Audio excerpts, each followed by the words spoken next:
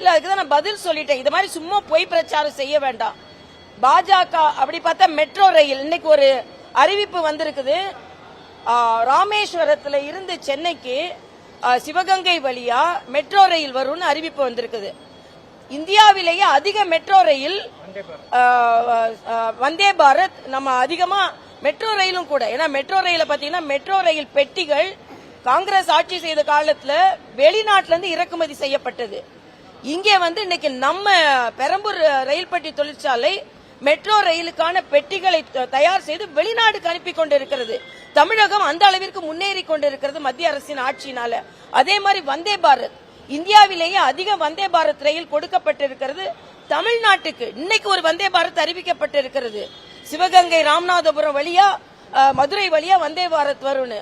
அப்போ பாஜக ஆட்சி செய்யற மாநிலங்களில தான் மக்கள் பயணிக்கணும்னா மெட்ரோ ரயிலுக்கும் வந்தே பாரத்துக்கும் வேறுபாடு காண்பிக்க போறாங்களா? இவ்வளவு வந்தே பாரத் கொடுத்த மத்திய அரசுக்கு மெட்ரோ ரயில் கொடுக்க தெரியாதா?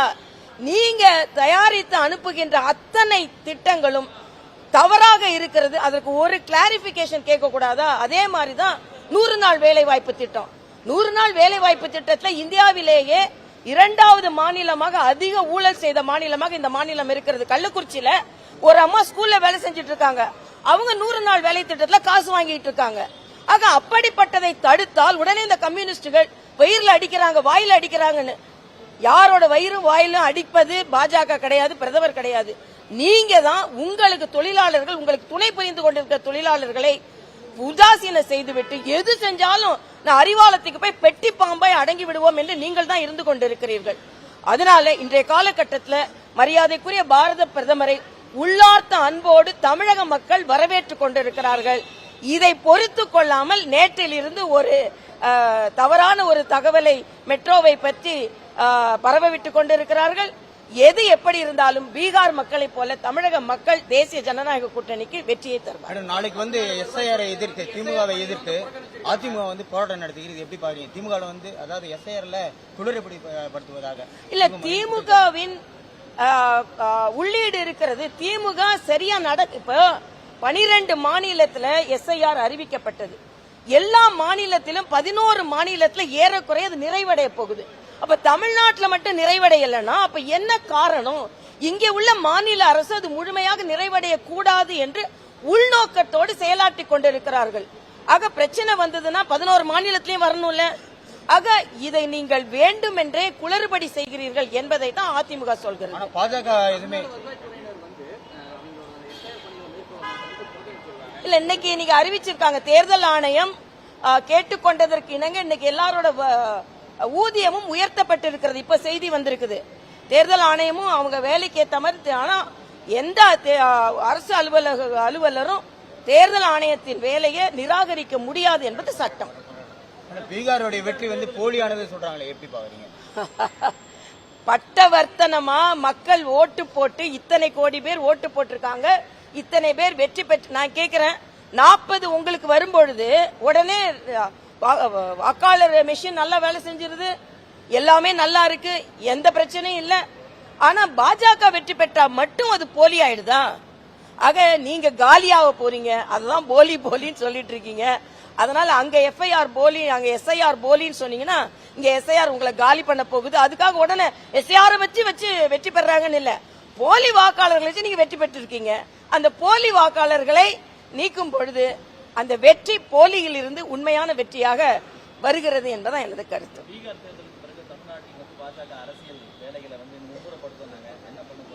நாங்க இப்போ மும்முரப்படுத்திக்கிட்டு தான் இருக்கோம். பீகார் தேர்தலுக்கு பின்னால் இல்ல, ஏற்கனவே நாங்க எல்லா இடத்திற்கும் சட்டமன்ற உறுப்பினர்கள் பொறுப்பாளர்கள் போட்டாச்சு. பணி நடந்து கொண்டிருக்கிறது.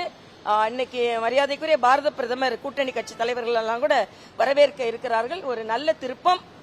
உண்மையிலேயே பாரத பிரதமர் பீகாரிலிருந்து வெற்றியோடு இங்கே வருகிறார். அந்த வெற்றி இங்கும் பிரதிபலிக்கும் என்பது எனது கருத்து.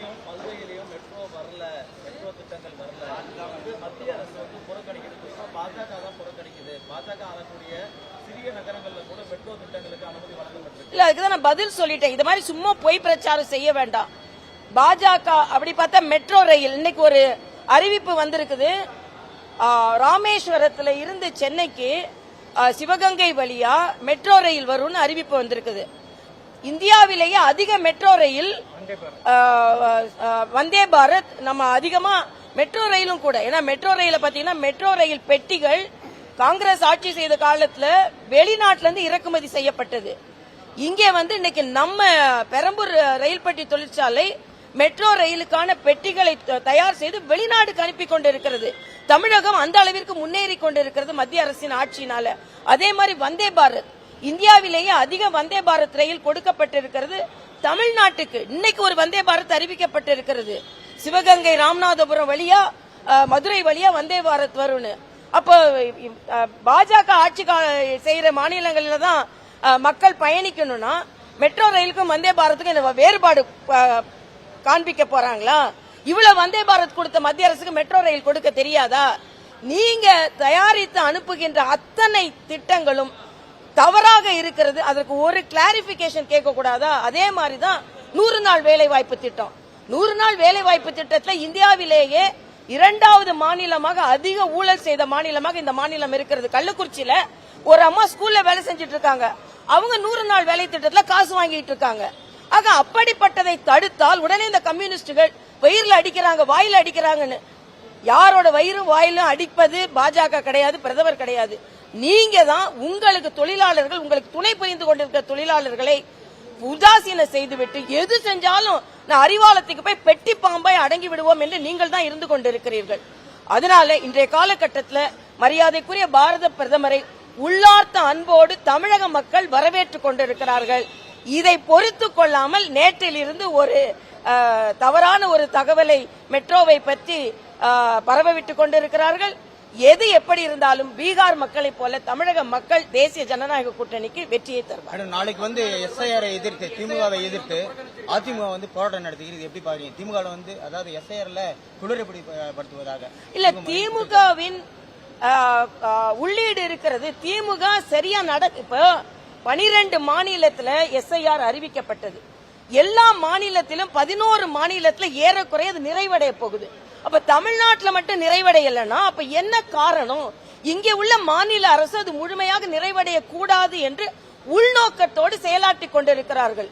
ஆக பிரச்சனை வந்ததுன்னா 11 மாநிலத்திலையும் வரணும்ல. ஆக இதை நீங்கள் வேண்டுமென்றே குளறுபடி செய்கிறீர்கள் என்பதை தான் அதிமுக சொல்கிறது. பாஜக எதுவுமே இல்ல, இன்னைக்கு நீங்க அறிவிச்சிருக்காங்க. தேர்தல் ஆணையம் கேட்டுக்கொண்டதற்கு இணங்க இன்னைக்கு எல்லாரோட ஊதியமும் உயர்த்தப்பட்டிருக்கிறது. இப்ப செய்தி வந்திருக்குது. தேர்தல் ஆணையமும் அவங்க வேலைக்கு ஏற்ற மாதிரி. ஆனா எந்த அரசு அலுவலரும் தேர்தல் ஆணையத்தின் வேலையை நிராகரிக்க முடியாது என்பது சட்டம். பீகாருடைய வெற்றி வந்து போலியானது சொல்றாங்களே, எப்படி பாக்குறீங்க? பட்டவர்த்தனமா மக்கள் ஓட்டு போட்டு இத்தனை கோடி பேர் ஓட்டு போட்டிருக்காங்க, இத்தனை பேர் வெற்றி பெற்று. நான் கேக்குறேன், 40 உங்களுக்கு வரும்பொழுது உடனே வாக்காளர் மெஷின் நல்லா வேலை செஞ்சிருது, எல்லாமே நல்லா இருக்கு, எந்த பிரச்சனையும் இல்ல. ஆனா பாஜக வெற்றி பெற்றா மட்டும் அது போலி ஆயிடுதா? ஆக நீங்க காலியாக போறீங்க, அதுதான் போலி போலின்னு சொல்லிட்டு இருக்கீங்க. அதனால அங்க எஃப்ஐஆர் போலி, அங்க எஸ்ஐஆர் போலின்னு சொன்னீங்கன்னா இங்க எஸ்ஐஆர் உங்களை காலி பண்ண போகுது. அதுக்காக உடனே எஸ்ஐஆர் வச்சு வெற்றி பெறாங்கன்னு இல்ல, போலி வாக்காளர்களை வச்சு நீங்க வெற்றி பெற்று இருக்கீங்க.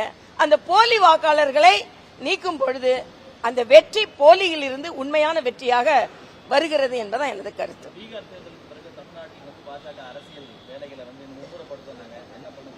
நாங்க இப்போ மும்முரப்படுத்திக்கிட்டு தான் இருக்கோம். பீகார் தேர்தலுக்கு பின்னால் இல்ல, ஏற்கனவே நாங்க எல்லா இடத்திற்கும் சட்டமன்ற உறுப்பினர்கள் பொறுப்பாளர்கள் போட்டாச்சு, பணி நடந்து கொண்டிருக்கிறது. இன்னைக்கு மரியாதைக்குரிய பாரத பிரதமர் கூட்டணி கட்சி தலைவர்கள் எல்லாம் கூட வரவேற்க இருக்கிறார்கள். ஒரு நல்ல திருப்பம். உண்மையிலேயே பாரத பிரதமர் பீகாரிலிருந்து வெற்றியோடு இங்கே வருகிறார். அந்த வெற்றி இங்கும் பிரதிபலிக்கும் என்பது எனது